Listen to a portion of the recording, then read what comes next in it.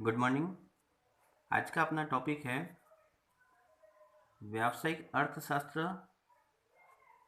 या प्रबंधकीय अर्थशास्त्र। इसका मीनिंग और इसकी विशेषताएं।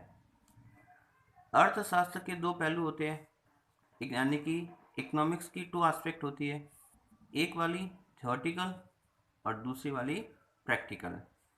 तो जो थ्योरेटिकल एस्पेक्ट है वो किससे रिलेटेड है? अपनी जनरल इकोनॉमिक्स से, जबकि इकोनॉमिक्स का जो प्रैक्टिकल एस्पेक्ट है उसका संबंध होता है बिजनेस इकोनॉमिक्स, या इसी को अपन क्या कहेंगे, मैनेजरियल इकोनॉमिक्स। तो आज हम जिस टॉपिक को डिस्कस कर रहे हैं वो ये है, और यह किससे संबंधित है? इकोनॉमिक्स के प्रैक्टिकल एस्पेक्ट से। तो अर्थशास्त्र का जो व्यावहारिक जीवन में महत्व है उससे संबंधित है व्यावसायिक अर्थशास्त्र या प्रबंधकीय अर्थशास्त्र। ये दोनों नाम इसी के हैं।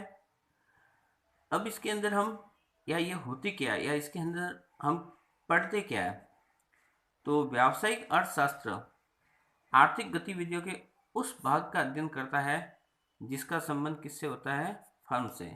सबसे इम्पोर्टेंट वर्ड ये है। हम बिजनेस इकोनॉमिक्स किसके कहेंगे? तो बिजनेस इकोनॉमिक्स का जो स्टडी एरिया होता है वो क्या होता है? फर्म की एक्टिविटी। तो फर्म की एक्टिविटी को जो स्टडी करता है उसे ही हम बिजनेस इकोनॉमिक्स इसके अंदर इंक्लूड करते हैं। फिर इसको और डिफाइन करते हुए हम ऐसा कह सकते हैं कि बिजनेस इकोनॉमिक्स है वो अपने जनरल इकोनॉमिक्स की क्या होती है? एक स्पेशल ब्रांच है। अब इसके अंदर हम क्या देखेंगे कि ये जो इकोनॉमिक्स के एब्सोल्यूट प्रिंसिपल है और मैनेजरियल बिहेवियर है, उनके बीच का जो गैप है उसको ये कम करने का कार्य करता है। इसका मतलब ये मैनेजमेंट है, ये इकोनॉमिक्स है।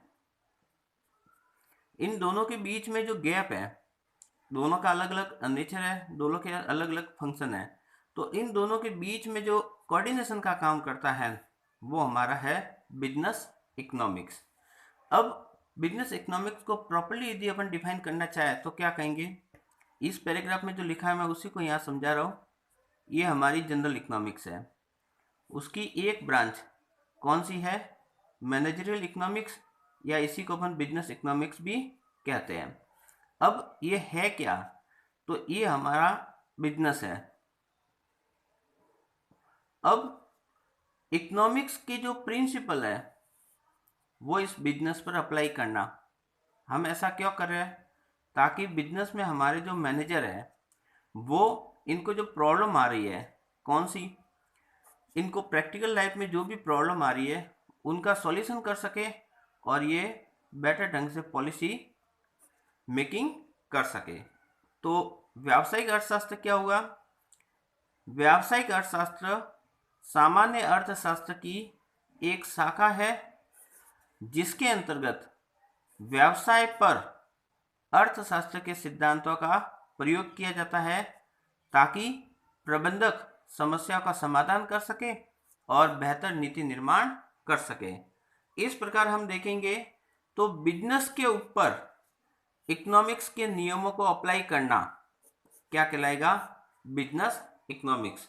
हम इसको नॉर्मल वे में ऐसा समझ सकते हैं कि भाई बिजनेस के ऊपर जब अपन इकोनॉमिक्स को अप्लाइड करते हैं तब हम जिस चीज़ को देखते हैं या जिस चीज़ की हमें ज़रूरत होती है वो हमारी मैनेजरियल इकोनॉमिक्स या बिजनेस इकोनॉमिक्स कहलाती है। तो साधारण सी बात है, अर्थशास्त्र के नियम जब व्यापार पर प्रयोग किए जाएंगे, फर्म पर, तो उसी अर्थशास्त्र को हम किस नाम से जानेंगे? प्रबंधकीय अर्थशास्त्र या व्यावसायिक अर्थशास्त्र। अब इसकी कुछ कैरेक्टरिस्टिक्स भी देख लेते हैं कि इसके अंदर क्या क्या विशेषताएं होती है। थोड़ी सी है, इसको थोड़ा सा डिस्क्राइब कर लेते हैं। पहली है माइक्रो इकोनॉमिक्स नेचर। इसका मतलब ये है कि हमारा जो बिजनेस इकोनॉमिक्स एज ए जो सब्जेक्ट है, जो हम पढ़ते भी हैं, आप लोगों ने 12th लेवल तक जो पढ़ा था उसको आपने दो पार्ट में पढ़ा होगा, माइक्रो और मैक्रो। क्योंकि ये इकोनॉमिक्स को पढ़ने के दो एस्पेक्ट है, माइक्रो और मैक्रो, और ये हमारा एक जनरल इकोनॉमिक्स है। तो आप देखेंगे कि तो ये जो हमारा जो बिजनेस इकोनॉमिक्स है, बिजनेस इकोनॉमिक्स मतलब बिजनेस के ऊपर इकोनॉमिक्स के नियमों को अप्लाई करना। आप सिंपल सा ऐसा अर्थ इसका समझ सकते हैं। तो अब इस बिजनेस इकोनॉमिक्स जो हमें मिला है उसकी विशेषता क्या है? तो पहली विशेषता हम क्या देख रहे हैं कि इसकी जो प्रकृति होती है, इसका जो नेचर होता है वो कैसा होता है? माइक्रो इकोनॉमिक्स का। इसका मतलब ये है कि आपको इस सब्जेक्ट में, इस विषय में आप देखेंगे तो आपको ज़्यादातर नियम माइक्रो के ही मिलेंगे। इसलिए इसका नेचर कैसा है? माइक्रो इकोनॉमिक्स जैसा, क्योंकि इसमें बहुत सारे सिद्धांत हमें वेस्टी यानी कि माइक्रो इकोनॉमिक्स के ही देखने को मिलेंगे। फिर आता है वर्णनात्मक की जगह क्रियात्मक, मतलब ये डिस्क्रिप्टिव टाइप में होकर उसका अप्लाइड टाइप में होता है। इसका तात्पर्य ये होता है कि ये जो हमारा बिजनेस इकोनॉमिक्स है ये उसकी लंबी चौड़ी व्याख्या नहीं करता, उसको मतलब वर्णन नहीं कर रहा है, बल्कि क्या कर रहा है, उसका अप्लाइड फॉर्मेट है। इसका मतलब हमारे मैनेजर को कुछ भी डिसीजन लेना है तो उसके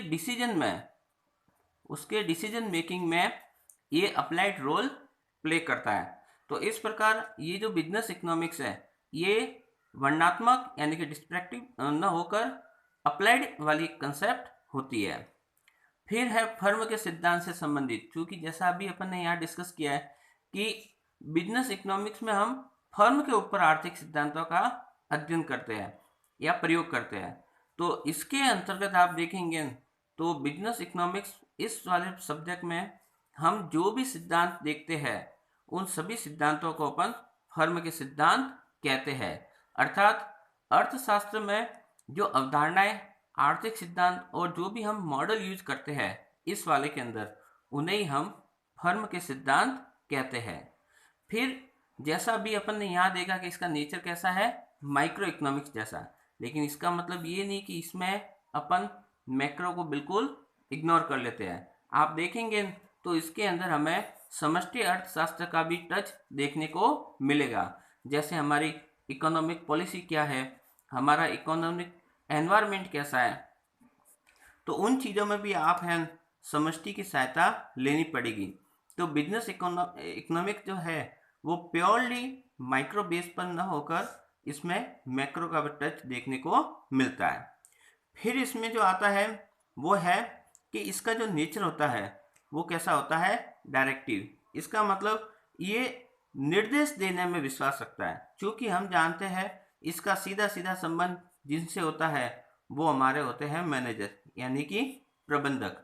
तो चूंकि इस इकोनॉमिक्स का सीधा कनेक्शन प्रबंधकों से होता है और प्रबंधक अपने अधीनस्थ वालों को डायरेक्शन देते हैं, इसीलिए इस वाले इकोनॉमिक्स का जो नेचर भी है वो कैसा है? डायरेक्टिव। फिर अगली विशेषता इसकी ये है कि प्रबंध के स्तर पर निर्णय, क्योंकि इसमें क्या होगा कि हम इकोनॉमिक्स के जो भी प्रिंसिपल हैं उनको अप्लाई तो कर रहे हैं, लेकिन ओवरऑल हमारा जो डिसीजन मेकिंग होगा वो तो मैनेजर ही करेगा। इसलिए इस वाले इकोनॉमिक्स में जो डिसीजन मेकिंग का काम होता है वो कहाँ पे होता है?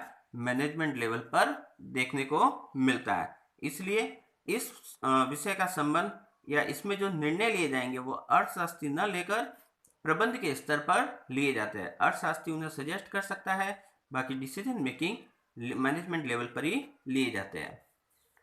कला व विज्ञान के रूप में, तो इस वाले सब्जेक्ट में हमें कला और विज्ञान दोनों के गुण देखने को मिलते हैं। अर्थशास्त्र की प्रकृति को जब हमने पढ़ा था तब इस विषय को विस्तार से डिस्कस किया था कि किसी भी विषय की प्रकृति कला और विज्ञान के रूप में कैसे हो सकती है। उसके लिए आप इससे पूर्व के वीडियो अर्थशास्त्र की प्रकृति के नाम से है उसको देख सकते हैं। फिर हम देखते हैं कि बिजनेस इकोनॉमिक्स की जो अगली विशेषता है वो क्या है? समन्वय की प्रकृति। ऐसा इसलिए क्योंकि जब कोई मैनेजर होता है, इस मैनेजर को अपना डिसीजन लेना होता है तो उस डिसीजन को बहुत सारे फैक्टर प्रभावित करते हैं। तो ऐसी स्थिति में वो एक फैक्टर अपना इकोनॉमिक्स भी हो सकता है, क्योंकि उसको सबसे बेस्ट डिसीजन लेने में ये इकोनॉमिक्स के जो प्रिंसिपल है उनकी हेल्प लेता है।